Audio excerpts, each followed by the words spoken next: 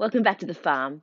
My name is Roz, also known as Passion Flower, and you'll find me here each week talking about my farming and creative life.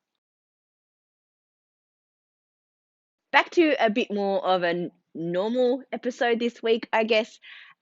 Still very Hurley centric, and I've just come from feeding him again this morning, but I have some more sort of farm news as well, and a little bit of creative stuff as well. So I was going to take Hurley for a walk outside this morning, give him some fresh air, have a bit of a play while I fed him, and then come and record, but it absolutely poured again.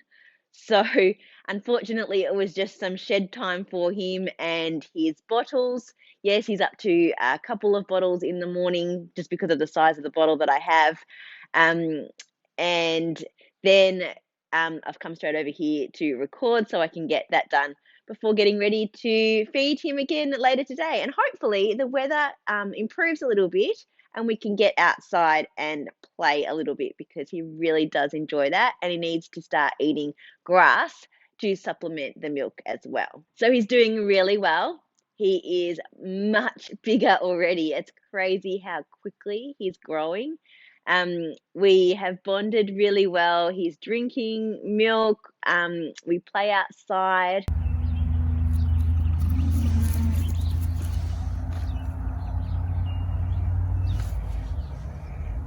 And he's getting heavier already. I'm super tired. I'm still doing a middle of the night feed. Probably will phase that out maybe in the next week or so, maybe middle of next week. We'll see. Depends how much bigger he gets too. I feel like since he's so little, he kind of needs a little bit of reassurance in the middle of the night. But his feeds will start to change soon in terms of the schedule, so I can sort of fit that in, maybe do a super early morning one and then a bit of a later evening one and then one in the middle of the day and skip that real middle of the night feed instead. We've already had to upgrade his pen situation in the green shed. We had that trellis in place, and when he was very little, that was fine. And also, too, when he hadn't bonded to me quite as well either. But he started to use it to sort of climb up onto and to then be able to jump over. Now, he was only doing that when I was leaving, but it was sort of getting him a little bit upset and fretting a little bit, and it was getting me upset and fretting a little bit too because I didn't want him to hurt himself or to get stuck or to get over after I'd closed the door to the shed and then he was not in his pen but in the rest of the shed. That wouldn't have been great for him in terms of security and also comfort, and there was no hay or anything in that other bit of space. So we had some old doors, so a smooth surface, and so we've put those up. They're much higher than the original trellis, and they're also not see-through, and there's nothing for him to climb up onto. So that seems to be working much better. They're quite solid. I can get him away from the little entrance that we've created. It's sort of like a bit of a sliding situation, so I can go in and out without having to lift him up over. So I can just open the door and he can come out to me, or I can go into him, which is good because, as I said, he is starting to get heavy, and as I can still lift him now, but I don't think it'll be very long until it will actually be a struggle, especially if I'm having to like climb over something. So yeah, we've got this sliding thing happening. And yeah, it's much better because he can't see me directly outside of that barrier. So if he wants to try and see me when I'm on the other side, he has to step back, and then he's not trying to climb over. So that feels much better for both of us. I'm able to sort of leave him now if I need to before he's settled down and back into a sort of a sleeping position. And I've been able to close the shed and go outside and just listen for a little while to see if he's okay. And he bleats for just a little tiny bit and then he settles back down. So that's made me feel much better and relieve some of the anxiety and stress that I was having about leaving him, especially in the middle of the night. And I think we're both getting into a routine of how we're doing feeds and how I'm taking care of him.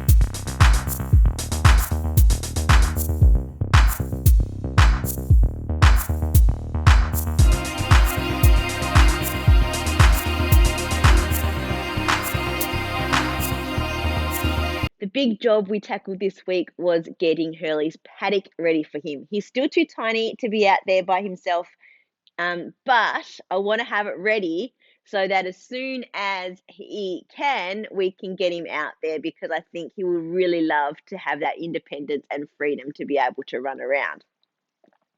So we put in posts, we ran wire, stapled all of the wire in, hung a gate, redid the electric fence so that it is hanging on the other side of this new part of fence so that the horses don't lean on the mesh. And then we ran the mesh all the way around.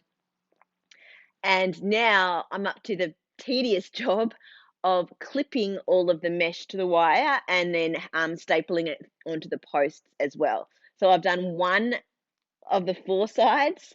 So I still have quite a lot left to do, but I'm being really careful and doing them not that far apart, because I don't want to have any give in that mesh at all. It needs to be quite tight. So I'm being quite careful and making sure to do it at each level of the fence where it connects with the wire, and then also making sure that it's tied against the posts as well. So I've had Hurley in there helping me with some of that work. I've kept him on the lead while I've been doing that, because I can't have my full concentration on him and do the work on the fence. And his head and shoulders are very narrow, and he can actually still fit through some of those lower mesh sections, especially if he's being a little bit distracted. He can just sort of like run. He kind of got himself a bit of the way through when I had him off the lead to have a bit of a play, and I had to like pull him back through. I don't think that he would have gotten all the way through. He probably would have got himself stuck. But he's just still not big enough to be able to do that by himself. So I've been able to let him off and play while I'm being able to fully concentrate on him and let him have a bit of a run around and sort of keep him away from the edges. And as I said, I still haven't even meshed like 3 of the sides. So there's still a lot of places where it's quite loose as well. And then when I've been doing the work on the fence, I've had him on the lead, and he has been able to sort of roam around me and graze. And then when he's done with that, he's just sat down beside a post and had a little rest and chewed on his cud and watched me. And I've been able to sort of leave him a little bit and have the lead sort of in my direction, so that if he gets up, I can kind of go back and make sure that he's not going to wander off too far. So I need to get going on finishing that mesh work. It is hard. It's getting up and down because of the levels of the fence. It's hurting my hand. I'm getting like a pressure point here from using the tool that grips it closed. But that's what we do for our pets. I'm going to keep going to get it finished. And then the other thing I think I will do is put a bit of a wire skirt on the bottom of the gate. There's just a little bit of a gap, and if the fence moves at all, that will change, and it could go up a little bit too high. So just put some wire across the bottom to close that gap off. And then once I finish meshing all the way around, I will check to make sure the height is okay, that it is actually quite low to the ground. And there might be a few spots where we'll need to either put some rocks or bricks on the inside of the fence just to close up those gaps, or use like tent pegs or something similar to actually peg the wire and the mesh into the ground to hold it in place. The only project that I've touched this entire week has been my granny stripe blanket. It is a nice, mindless, easy thing to do. I can do just a couple of stitches, not even just a row, so it makes it super easy even compared to doing some mindless knitting. And it has sort of been my late afternoon sit down, unwind, relax, and maybe have a cup of tea and just do a few stitches of the blanket. So it has been nice to have this project to be able to just relieve that itch in the fingers that you get when you're a crafter and you just need to work some kind of project. It's been really good. So here is my progress. That's the marker from last time I showed you. So that is brown streams and soft dim skies. This is lavender, but also includes some you're turning violet. And then this is Tequila Sunrise. I didn't have enough of that, so then I added Poolside Cocktails on this side, and then finished it up with a little bit of Princess of Pink, which actually ends up looking quite similar to Tequila Sunrise when it's with it, but that is Princess of Pink down there by itself. And I think you really can't tell once it's in a stripe there that it is actually pink rather than orange. So it's blended in really well. So yeah, I'm really grateful to have had this project this week. It's also been nice to sit it across my lap because it's been nice and warm while I've been working on it at the same time. What I do have though is a little bit of stash enhancement, which I don't have very often, and it's a little bit it was a little bit naughty because just a couple of weeks ago I was talking about how I had cleaned out my stash and tidied things up and was shopping more from my stash than buying new yarn. But I have wanted to knit the Yellow Brick Rodeo by Lyrical Knits. It's a short sleeved top with a slip stitch pattern on the yoke, and it needs 2 skeins of a fingering weight in a solid color. And I don't have any of that. Well, I didn't have any of that. And I wasn't going to buy it until I was ready to actually knit the project because I don't really know when I'm going to get to start to cast this on. But a friend of mine was doing an order to Hobby and asked if I wanted to go in with a couple of other people just to reduce shipping and all that sort of stuff. So I had a look on the site and I bought a few things. I did buy a couple of balls of acrylic for a gift project that I am going to start fairly soon. I'm not going to show it here because I want it to be a surprise. So I will fill you in on all the details once I'm actually done with that. But this is what I bought for my future jumper cast on. So I got 2 skeins of the unicorn. It's 75% merino wool, 25% polyamide, and this is in color 6.